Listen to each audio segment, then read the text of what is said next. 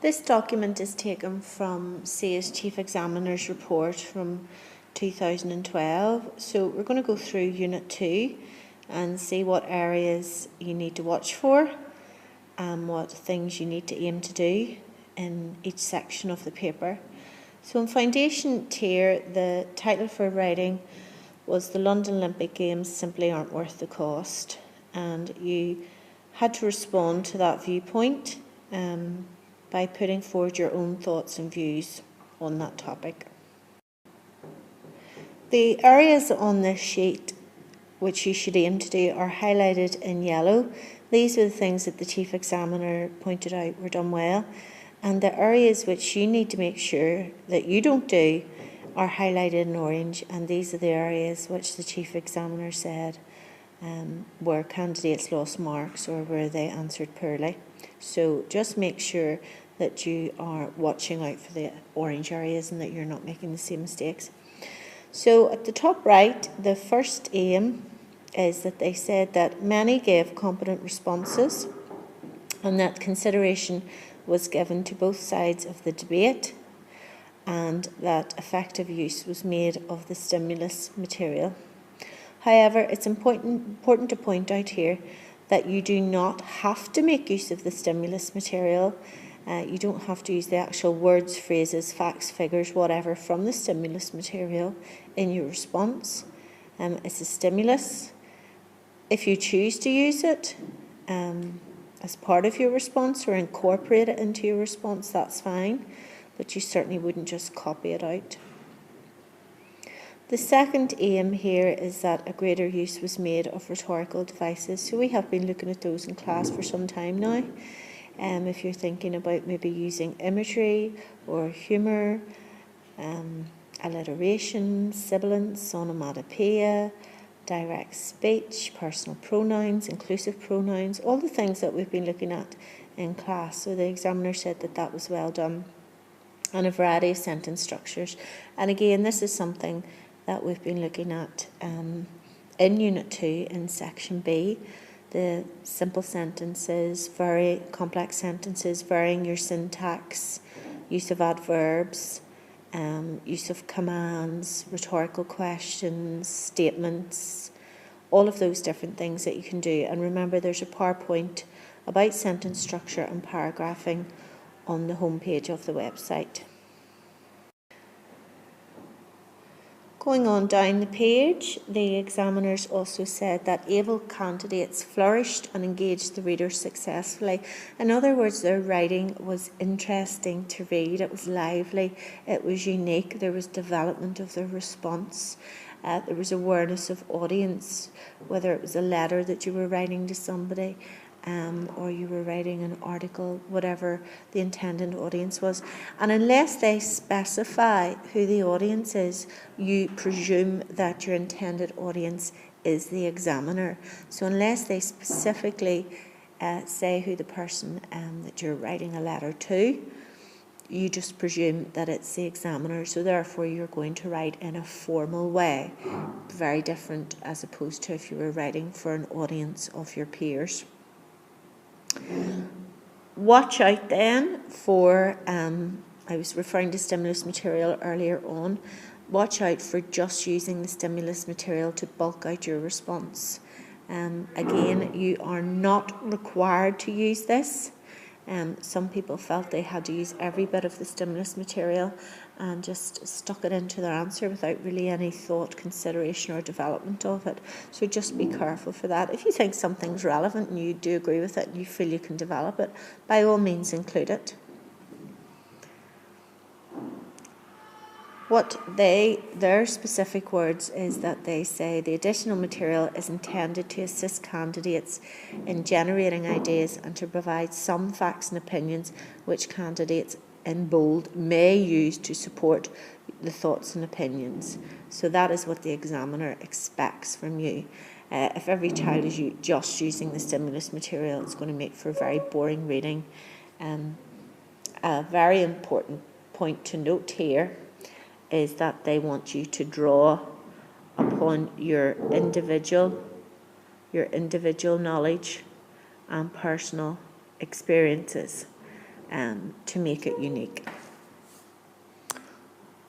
On down to watch out then, spelling. Certain spellings, and you have lists of commonly misspelt words, but certain spellings that the examiners noticed, particularly a lot, definitely, ones we've talked about before, use and usings, all of those things. Just make sure that you're not making silly mistakes with commonly misspelt words, and of course you have lists of those as well. On to section B then in foundation tier, which was reading non-fiction, and this time they had an article about Facebook, and you've done this one in class. It was the Face Crook one, and you had to talk about how they had developed a sense of dangers that can result from the careless use of Facebook, and you had to talk about words and phrases and their tone that was used to alert the reader. Also had to refer to facts, opinions, sentence structure and paragraphing for effect. So in this one, what they highlighted as being good, able candidates developed their interpretations in a competent manner and an impressive level of accuracy in their use of technical vocabulary of critical analysis. What does that mean, you might ask? Well, they have your explanation here. They wanted to see you using your terms such as pun that was in the title, metaphor, simile, rhetorical question, alliteration, rule of three, hyperbole, all of those, that you are using those, you're giving examples of those, but more importantly, you are explaining the impact that that has on the audience, and you're referring back to the bullet points in the original question. They talked about the bullet points, that they were good for candidates for structuring responses. However, one area which is certainly problematic is the sentence structuring and paragraphing for effect. And again, I would encourage you to avoid just talking about lengths of sentences and number of paragraphs. We have worked on this in class before. As I said, your PowerPoint is on the homepage of the website. We're talking about the structure of the piece. How does it open? How does it end? As well as the types of sentences that I mentioned earlier. Some examples here of what you can do as well. They have said that you should comment on the effectiveness of the opening. So what was used in the opening, for example? Was there direct speech? Was it a particularly shocking opening? Was it dramatic? Was it funny? You know, how was the piece opened? So your effectiveness of the opening, also your conclusion. And again, think about, can you tie those two together? Linked sentences, because are they using discourse markers furthermore, however, to tie your paragraphs together and to show development of the piece. And one sentence paragraphs for impact. And also looking for a variety of sentences, exclamatory, questions, use of direct speech, quotation, and not just pointing them out but saying how it adds to the overall persuasive appeal of the piece. For example, does a rhetorical question convey sarcasm? Does an exclamatory sentence show a shift in tone? Is there a quotation used for humour or to show emotion?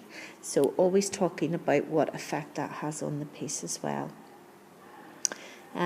One last thing there, but I don't think any of you will have a problem with it. It said that some people commented on presentational devices if they were present, but obviously, you know, you're only commenting on language, so you don't need to talk about anything which you could think was presentational.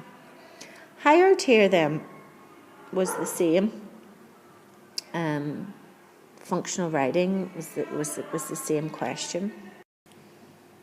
Good candidates talked about various implications of having the Olympic Games, cultural issues, philosophical issues and financial.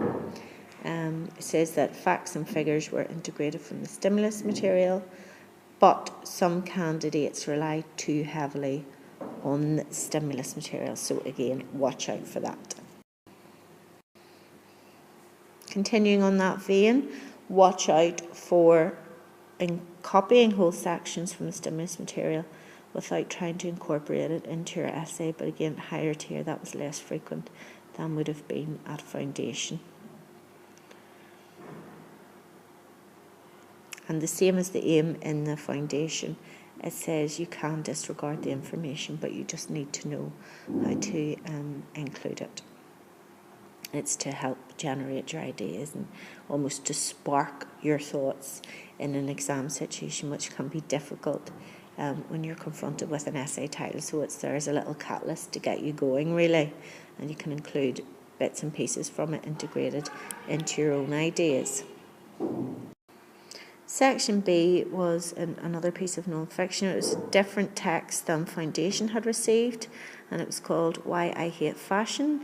It was a female journalist describing the effect of fashion on her, and you had to say how she had used a style of writing that was lively and personal.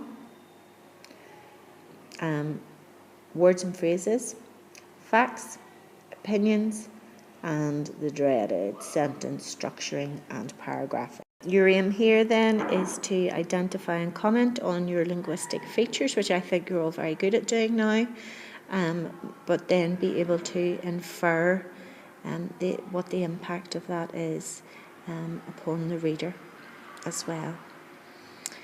Weaker students were to engage with their personal opinions on fashion. It's not a discursive piece.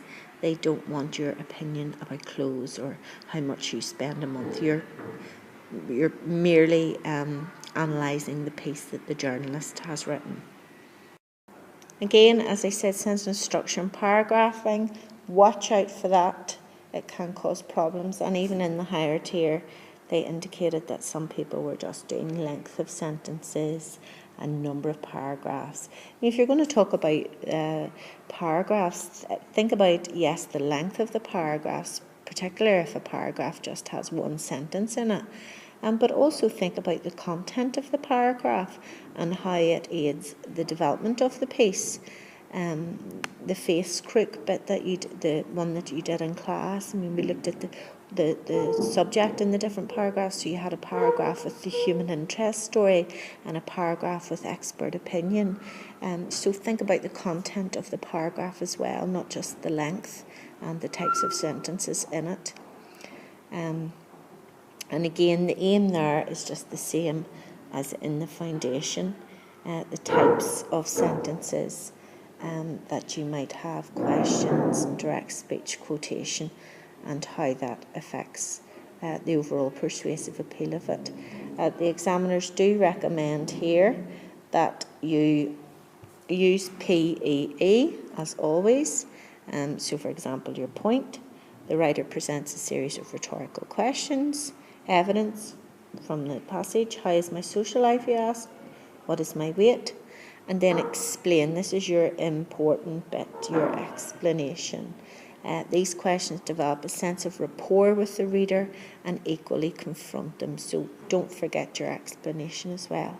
So when you're doing your next Unit 2 piece, bear in mind what the chief examiners have said about both sections of the paper. And even if you're doing higher tier, you can learn from the comments from the foundation one, because you can see that they're quite similar. And bear this in mind for the next lesson when we're going to be doing a Unit 2 paper.